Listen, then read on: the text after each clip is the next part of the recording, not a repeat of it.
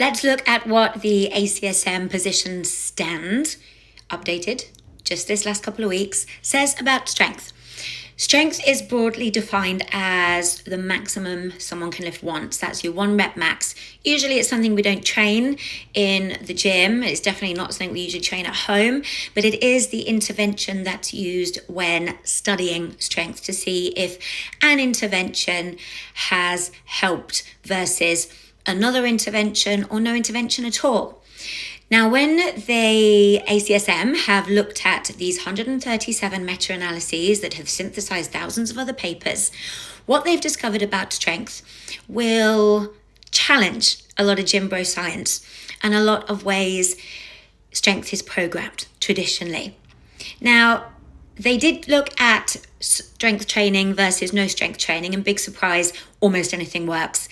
When we study beginners, pretty much everything creates a result. So it didn't matter whether it was standard resistance training, circuits, home training, elastic bands, dumbbells, it all seemed to help versus no intervention at all. That's doing no exercise. That's really not a surprise, and it should lower the barrier to entry for people that are worried that they might do the wrong thing, what the best type of training is, because it doesn't matter.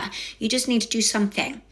Now, when we look at the differences between types of resistance, this got a little bit spicier.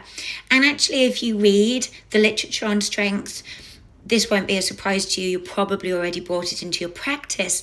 But if you don't and you stick to what you've learned on your level 2 and 3 course, then some of this might challenge what you have been taught. Things that made a difference, patterns that emerged across multiple papers, across multiple meta-analyses. Strength training variables that made a difference versus other things were frequency, 2 or more times a week. Load, higher load, big surprise.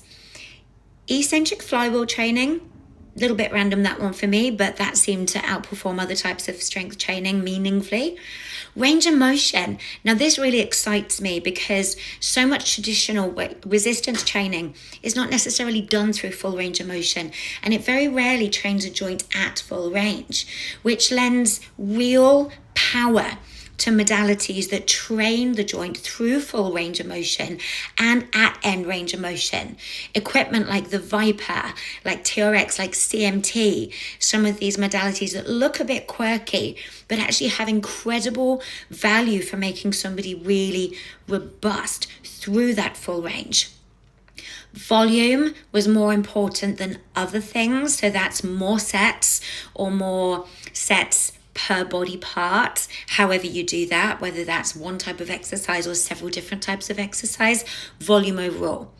And then just exercise order. So if you are going to do cardio and resistance in one session, do your resistance first, seemed to be more important. Now here's where it's interesting. Things that did not impact results. They did not create a meaningful improvement in strength, that 1 repetition max. Lifting to failure.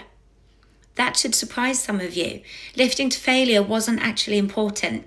Getting within a couple of reps of failure, that was important, but actual failure, no, less so.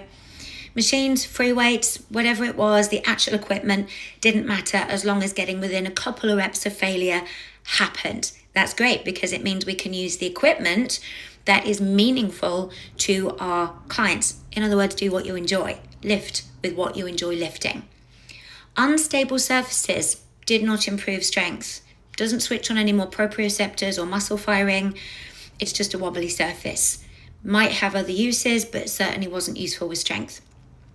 Now, time under tension, that didn't matter either. So doing your reps fast or slow, that made no overall difference. Although it might make, an impact if you're looking at a specific result. So if you were looking at trying to pass a test, then you might want to do the specific time under tension of the test. So things like military entrance exams, the physical tests, the fire department, those things are probably more important when looking at specifics.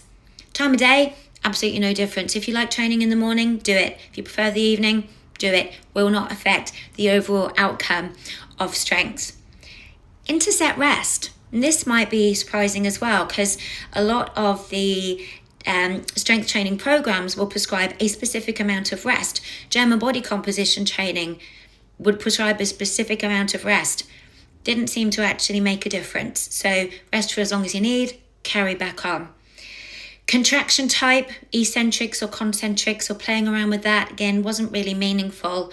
And the set structure, so whether it was a tri-set, a cluster set, a drop set, a pyramid, and that was not having any meaningful bearing, which means what the client wants to achieve, their goals, and what they enjoy doing becomes far more important than a specific type of training. Now, there were also things that there was insufficient evidence for. These were things like blood flow restriction, Olympic lifting, periodization, exercise variety, concurrent training. When there's insufficient evidence, it usually means either the studies were poor quality, there wasn't a control group, so they were like, well, you said it worked, but we don't know because you didn't compare it against anything, or they just haven't done those studies or not have enough of them to say, yes, this makes a meaningful difference. One more thing, unilateral resistance training. If you do anything in the world of rehab where people are recovering from an arm or a limb injury, arm or a leg injury even, training the non-affected side has an effect on the non-trained contralateral side. This is because mirror neurons fire. So when you train the unaffected side, it will have an impact on strength on the side that you're not currently training, which gives meaning to carrying on training in some form through injury or after surgical recovery once it is safe to do so. So what all that means for us is the individual is more important than the variable for the most part. Train a couple of times a week. Make sure there's sufficient load to get some sort of stimulation. Train through full range of motion. Do enough sets that it's done something. Normally that's when somebody tells you they're a bit tired. And make sure it is very specific to your client, because then they're going to adhere to it. It's going to be more meaningful for them. They're going to stay with it.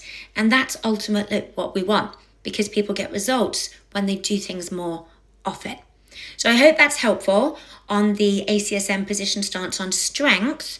We're going to come back and we're going to look at hypertrophy next.